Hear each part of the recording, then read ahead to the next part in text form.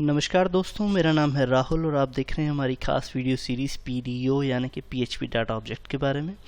और आज हम लोग बात करेंगे प्रिपेयर्ड स्टेटमेंट्स की। तो प्रिपेयर्ड स्टेटमेंट्स क्या होती हैं दोस्तों?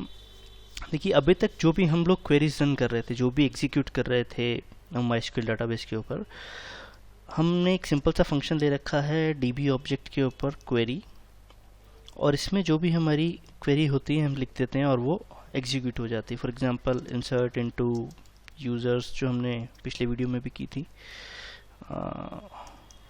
फर्स्ट नेम, लास्ट नेम और फिर वैल्यूज़,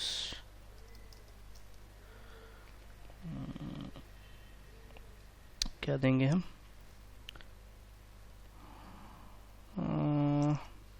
इसको फिर मुझे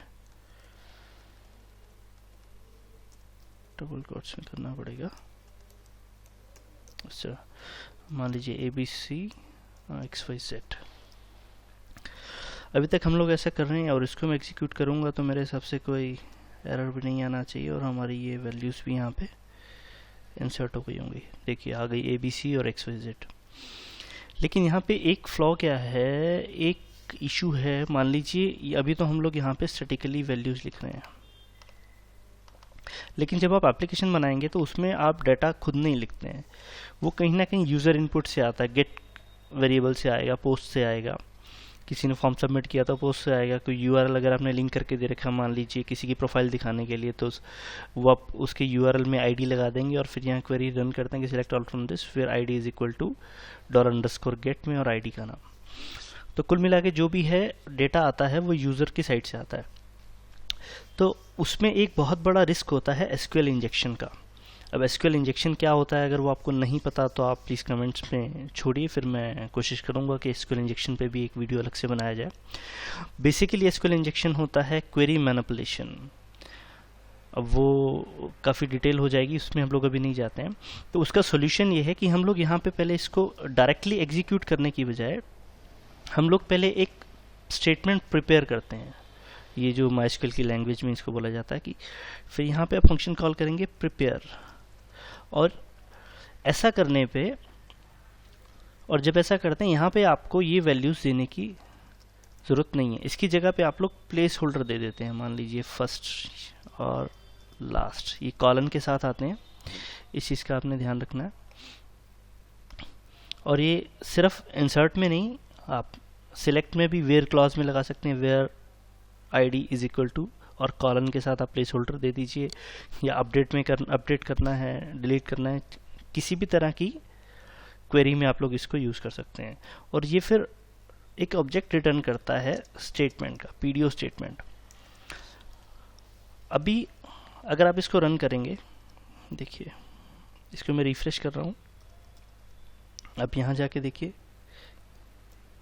यहाँ पे रिकॉर्ड कोई भी नहीं आ रहा। ये एक हमारा पुराना इंसर्ट था, इसको भी मैं डिलीट कर देता हूँ अभी।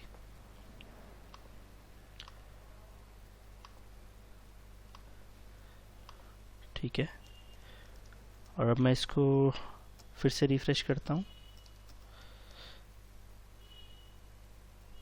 यहाँ पे कोई भी रिकॉर्ड हमारा इंसर्ट नहीं हो रहा है। क्यों? क्योंकि अभी तक हमने जो क्वेरी हमारा मेथड था वो डायरेक्टली एग्जीक्यूट कर देता था, लेकिन प्रिपेयर्ड मेथड से हमें एक स्टेटमेंट ऑब्जेक्ट मिलता है। और अभी यहाँ पे आप देखेंगे, यहाँ पे हमें इसकी वैल्यूज़ भी डिफाइन करनी है। तो वो हम लोग कैसे करते हैं, फिर इस स्टेटमेंट फंक्शन के ऊपर हम लोग मेथड कॉल करते हैं एग्जीक्यूट। यहाँ पे जैसा कि इसका नाम है, क्वेरी एग्जीक्यूट हो जाती है। यहाँ पे एज अ एक पैरामीटर लेता है, एरे होती है, जो कि इसमें आप लोग इसकी वैल्यूज़ बाइंड कर सकते हैं। मान लीजिए जो हमने फर्स्ट दिया था, कॉलन फर्स्ट जो प्लेस होल्डर था, उसकी वैल्यू आपको देनी है यहाँ पे ABC, और दूसरा प्लेस होल्डर था लास्ट, इसकी वैल्यू आपको देनी है XYZ। ऐसे इस तरह से। अब अगर मैं इसको रिफ्रेश करता हूँ तो ये वैल्यूज़ इंसर्ट हो जाएंगी। देखिए ABC और XYZ। यहाँ पे हुआ क्या कि इसने पहले प्रिपेयर की क्वेरी, अब यहाँ पे जो भी इनको आप वैल्यूज़ दोगे, ये ABC XYZ दिया या कुछ भी आप दोगे, जो SQL इंजेक्शन की मैं बात कर रहा था, वो क्वेरी मैनिपुलेशन करने के लिए कुछ ऐसा कोड लिख देते थे कि इस कोड की, इस क्वेरी का मीनिंग ही चेंज हो जाता था, क्वेरी ही चेंज हो जाती थी अपने आप में, ऐसा मान लीजिए। तो अब वो चीज़ नहीं होगी। अब आप यहाँ पे यूज़र जो भी इनपुट देगा, बेशक वो क्वेरी स्ट्रिंग ही क्यों ना हो, वो भी यहाँ पे एज अ वैल्यू ही इंसर्ट हो जाएगी और SQL इंजेक्शन उसका काम नहीं करेगा। इस तरह से जैसे मैंने बताया, इंसर्ट के साथ साथ आप अपडेट में भी, डिलीट में भी कर सकते हैं। और एक और तरीका होता है इसको हैंडल करने का, यहाँ पे प्लेस होल्डर्स जो हमने दिए हैं, इसकी बजाय आप यहाँ पे क्वेश्चन मार्क्स भी दे सकते हैं। अब क्या होगा, जो आप यहाँ पे एरे दे रहे थे वो आप की वैल्यू पेयर नहीं देंगे, यहाँ पे आप लोग सिंपल एरे देंगे जिसमें आप लोग वैल्यू दे रहे हैं ABC XYZ। तो ये ऑटोमेटिकली जो 0 इंडेक्स की वैल्यू होगी वो पहले क्वेश्चन मार्क पे रिप्लेस हो जाएगी, और जो 1 इंडेक्स की वैल्यू होगी इस एरे में वो दूसरे क्वेश्चन मार्क पे रिप्लेस हो जाएगी। ऐसे ही अगर और ज़्यादा भी हैं तो जितने क्वेश्चन मार्क्स हैं वो 1 by 1, 0, 1, 2, 3, 4, 5 जितने इसकी कीज़ हैं, इस एरे की इंडेक्सेस हैं, वो वहाँ पे ऑटोमेटिकली इंसर्ट हो जाएंगे। अब देखिए, इसको मैं रिफ्रेश करता हूँ और इसको रिफ्रेश करता हूँ। देखिए, ये हमारा पहले था कैपिटल वाला ABC, और ये स्मॉल ABC XYZ हम लोगों ने अभी इंसर्ट कर दिया। तो दोनों तरीके हैं। मैं जो पसंद करता हूँ वो कॉलन के साथ प्लेस होल्डर्स लगा के करता हूँ, क्योंकि उसमें कम से कम आपको पता रहता है कि किसकी वैल्यू कहाँ आनी है, और फिर एरे में की वैल्यू ऊपर नीचे भी हो जाए तो कोई इशू नहीं होता। यहाँ पे आपको सीक्वेंस वाइज ही देना है। तो ये होती हैं दोस्तों प्रिपेयर्ड स्टेटमेंट्स।